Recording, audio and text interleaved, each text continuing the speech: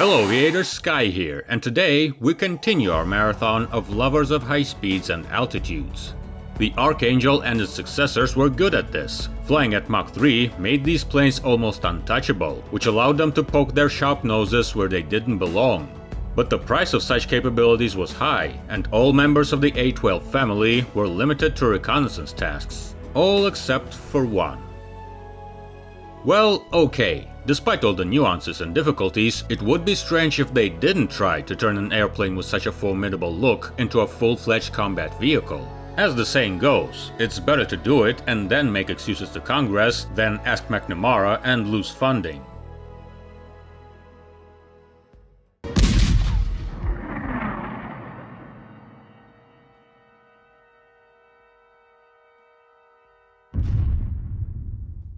So, those were the 1950s, the times when the grass was greener and the sun shone bright. Sometimes there was several suns. The U-2 program, for all its merits, seems like a temporary solution, and the secret reconnaissance aircraft, which is destined to soon become a celebrity, is getting ready for replacement. A replacement, the look and performance of which seem frankly unrealistic, and for which Lockheed and Convair are competing. In narrow circles, the name of the future mega project was mentioned, Oxcart. It is worth noting that, unlike the Dragon Lady program, which was a joint brainchild of the Air Force and the CIA, the Oxcart program was implemented with Langley's money, and the Pentagon was initially skeptical of it. However, already in 1959, at the stage of approving the design of the Archangels and the order from the CIA, the military began to look closely at a promising aircraft. At this time, they were looking for a replacement for their high-speed interceptor F-106 Delta Dart. In theory, it was supposed to be replaced by the Mach 3 interceptor North American XF-108 Rapier. But after the U-2 found out that the threat from Soviet bombers was not as great as previously thought, Congress quickly put the Rapier away on a shelf. The program was closed. It is understandable. Creating a completely new aircraft, which the XF-108 was supposed to be, was too expensive. On the other hand, it was impossible to completely abandon such a machine. The Soviet strike potential may not have been so great, but it was too risky to write it off completely. Say what you will, but Soviet engineers knew how to make surprises. And then, proposals came from Lockheed. Seeing the need of the military, the director of Skunk Works and the Archangel program, Kelly Johnson, proposed to create a high-speed interceptor on the basis of the A-12. The Air Force would receive a plane with excellent capabilities, which meanwhile would be quite cheap. The plane already exists, as well as the combat systems for it. At least radars and missiles were created as part of the XF-108 program, and were now sitting idle. At the same time, the creation of a family of aircraft and diversification of customers was a major task for Lockheed. They understood perfectly well that it would not be possible for the CIA order alone to pull the entire program for long. Kelly Johnson offered quite a few different A-12 variants, including the F-12 interceptor and the R-12 reconnaissance aircraft, the RB-12 bomber, and the more versatile RS-12 strike jet. The bombers were never born, they were crushed by the North American XB-70 Valkyrie. But the Air Force did like the interceptor and the reconnaissance plane. You can say that the aviators and the military have found each other. Given the limited capabilities and budgets, they decided not to rush it and confine themselves to a relatively conservative modification of the A-12, with the installation of a full-fledged radar in the nose and the placement of long-range air-to-air missiles in the fuselage. After agreeing on all the nuances, Lockheed and the Air Force signed a contract for a limited batch of 3 units. Along with the CIA's Oxcart program appeared the second Air Force program, Kedlock. So, the high-speed interceptors named AF-12 and a little later YF-12A were very similar to the basic A-12, but with a number of changes. The most obvious external difference was the nose. The base A-12 had a pointed nose, with the wings' leading-edge extensions stretching to the very tip. It was the best configuration in terms of aerodynamics, and the small internal volume did not bother anyone, only compact equipment was located there. But the YF-12 had to be equipped with a full-fledged radar, the pride of the Hughes aircraft company, the AN ASG-18 Fire Control System. It was an advanced pulse Doppler radar with a tracking long-range targets, look-down, shoot-down capability, and also equipped with an infrared search and track or IRST station. It's all very cool, but this complex was pretty large and did not fit into the nose of the A-12 at all. The design had to be redone. The wing extensions in the front were slightly clipped, and the miniature nose was replaced with a full-fledged radio-transparent fairing. The blocks of the optical locating station were placed on the clipped tips of the extensions on the sides. The next major change was in fact the appearance of weapons. As arrows for the YF-12, they chose the GAR-9 missiles, also originally created for the XF-108, also by Hughes. It was a 363 kg or 800 pounds missile, with its own guidance system and a target range of about 100 miles. Besides, originally, the missile could be equipped with both a conventional explosive and a W-42 nuclear warhead, with a capacity of approximately 0.25 kilotons. An air-to-air missile with an atomic bomb. It sounds wild today, but at that time it was a very fashionable topic. Of course, hanging such missiles on the original A-12 was not so easy. The harsh aerodynamic requirements did not allow them to be put outside the aircraft, and there was not much space inside. Like the father of the family, the YF-12 had 4 large compartments at the base of the extensions in the front of the fuselage. They had to be slightly altered, but without much radicalism. Weapons took the place of reconnaissance equipment. Of the 4 compartments, one at the front right was equipped with a set of weapons control systems, and the remaining 3 were outfitted for the missiles themselves. However, there was a problem of size. The basic GAR-9 did not fit in there, but the task was solved by creating the version GAR-9B with a new tail, which reduced the diameter of the missile. In 1962, the Pentagon got tired of the chaos and indices, and by the new classification, the missile was renamed AIM-47 Falcon. Another innovation of the YF-12, which successfully passed to relatives, was the second cockpit. It is worth noting here that the A-12 also had a 2-seater version, but the titanium goose was purely for training, and its second cockpit towered above the first, duplicating its functions. Here, the second place was located directly behind the first, where there used to be a compartment with photographic equipment, the Q-bay, which was no longer needed. Now the weapons operator was sitting here. Reconnaissance was fine, but putting all the work of such a complex interceptor on one person was too much. Visual control was almost zero, the glazing was minimal, and there was no forward view at all, but given the operator's functions, this was not particularly needed. When creating the YF-12, the aviators had to seriously work on aerodynamics, control systems, and flight stabilization. The A-12 was, let's say, not a simple machine already, and redesigning the nose made it even more fun. Meanwhile, the requirements for the interceptor were more stringent than for the reconnaissance plane. The aircraft underwent many small changes in the control system and design, and a clear external innovation was the installation of a pair of ventral fins under the engine nacelles. There was also a third fin mounted under the fuselage. Hefty, so big that it had to be made retractable upon landing so that it wouldn't hit the runway. A striking detail, but it didn't last long. After a series of flight tests, it was decided that 2 fins would be enough.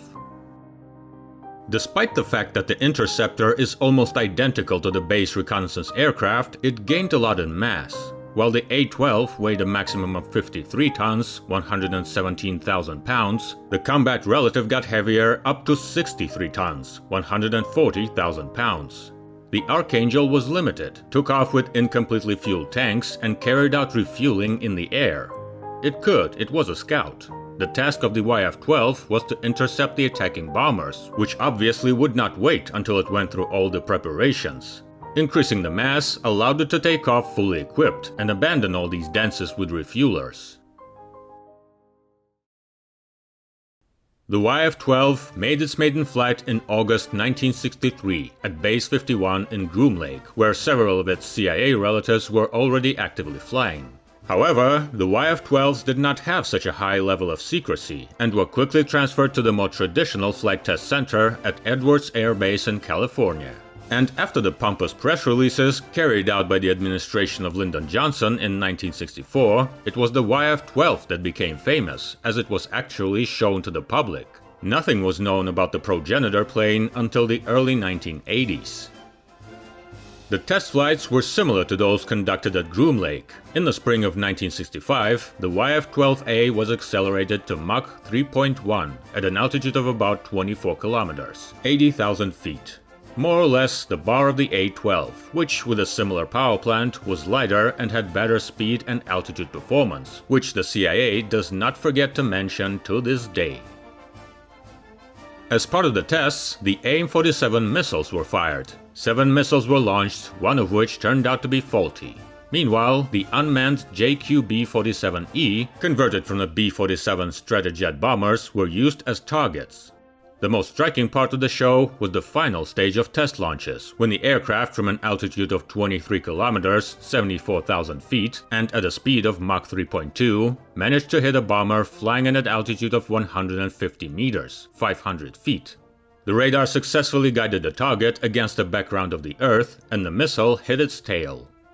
Curiously, one of the bomber drones, despite all the damage, survived this beating and formally even fulfilled its insidious task. This aircraft still exists. In the storage area of the Davis Mountain Base, there is one B-47, which on its fuselage has the paintings of 3 YF-12s that failed to shoot it down.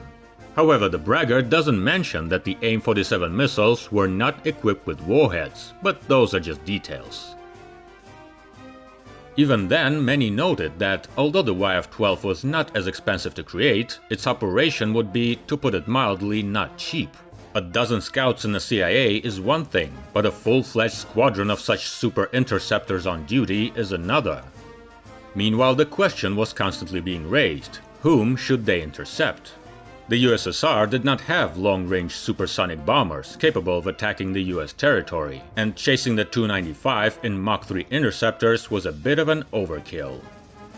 But the supporters of the program were in the majority. Everyone was very impressed with the performance. In 1965, the ambitious Air Force even placed an order for as many as 93 aircraft of the planned production version F-12B, but Lockheed did not receive this big jackpot.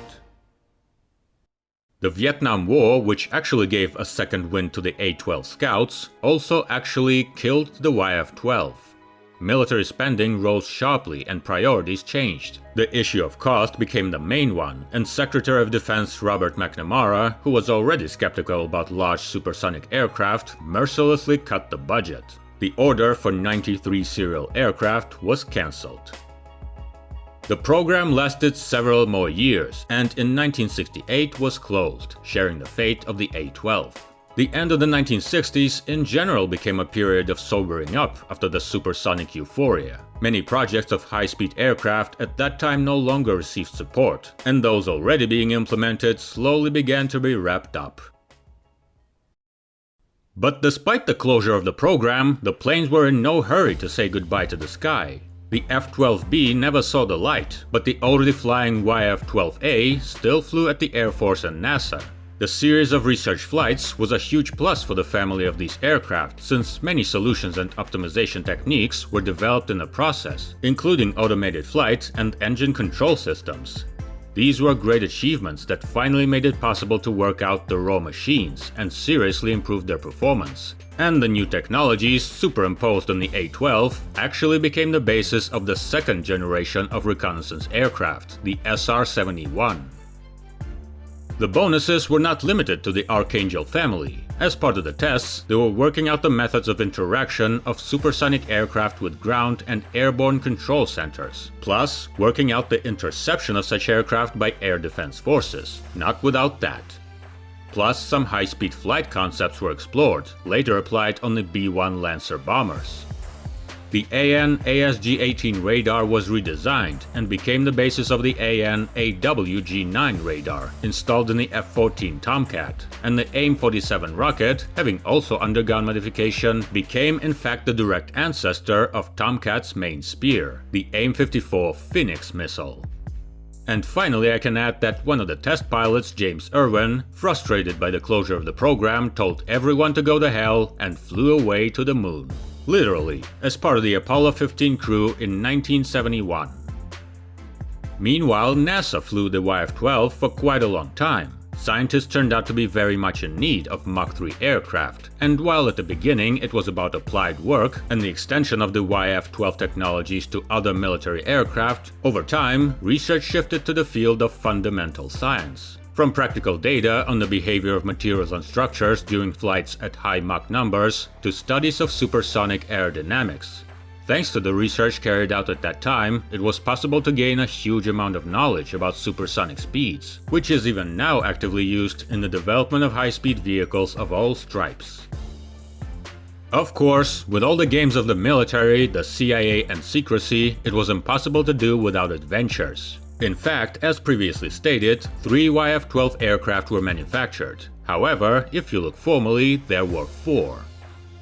The fact is that in addition to the YF-12A, another YF-12C was assembled, but it actually cannot be attributed to this model because it was the SR-71, which for the sake of secrecy of work in the early stages was assigned the index and number of the interceptor. There were also crashes and, again, not without adventure. Of the 3 units, 1.5 were lost. In 1966, one plane was badly damaged. It was in storage for a long time, forgotten by almost everyone, and was brought back to life by being connected to the nose section of the SR-71B, originally created for ground tests. And this miracle with the index SR-71C even flew, so it can be considered half lost. The research flights were also not without incidents. In 1971, one of the YF-12A crashed near Edwards Air Force Base. The pilots successfully ejected, but nothing remained of the plane. The only remaining aircraft continued to successfully participate in test programs until 1979, after which it was transferred to the National Museum of the United States Air Force at Wright-Patterson Air Force Base in Ohio, where it is still located. The almost Blackbird SR-71C has also become an exhibit at the Hill Airspace Museum, Hill Air Force Base in Ogden, Utah. Well, this is where the story of the Mach 3 bird of prey can be concluded, although the history of the Archangel family continues. Don't miss it. Like and subscribe to the channel. And if you want to watch the videos early, see some exclusive behind-the-scenes content, or just support the channel, consider joining our Patreon community. Very fast flights and soft landings to you.